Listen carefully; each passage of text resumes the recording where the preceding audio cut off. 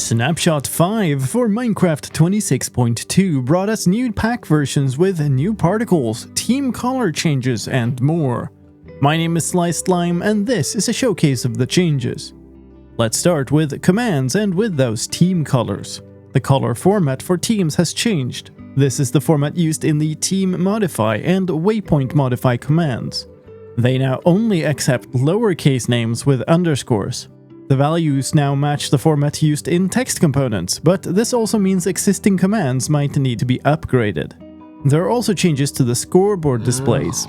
A bug has been fixed with the below name display mode showing a score of 0 for entities that didn't have any score in that objective, and a similar change has now been made to the tab overlay.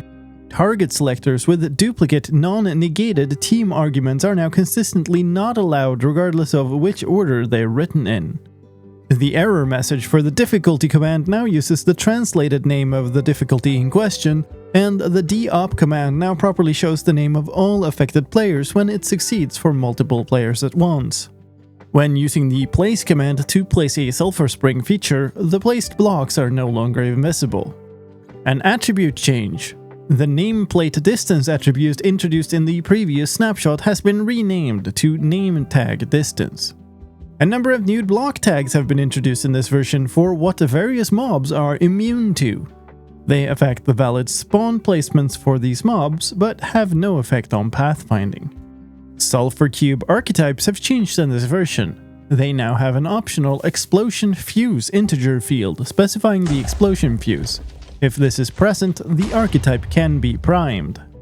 There are also new particle emitters in this version for the components of the new geysers. Geyser base, geyser poof, geyser plume, and simply geyser, which combines all the other three. In world generation news, a couple of changes for density functions. The weird scaled sampler density function has been removed, and instead there is now an interval select density function.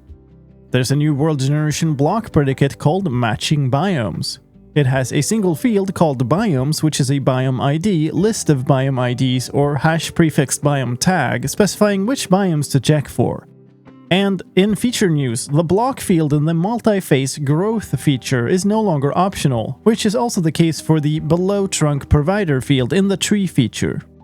And there's a new game test environment definition in this version called difficulty for setting the difficulty of the test environment. On the resource pack side of things, there isn't much to report, only the added sounds and particle textures for geysers. And that's all for this time. Thank you for watching. My name is Sliced Lime, and I'll see you next time.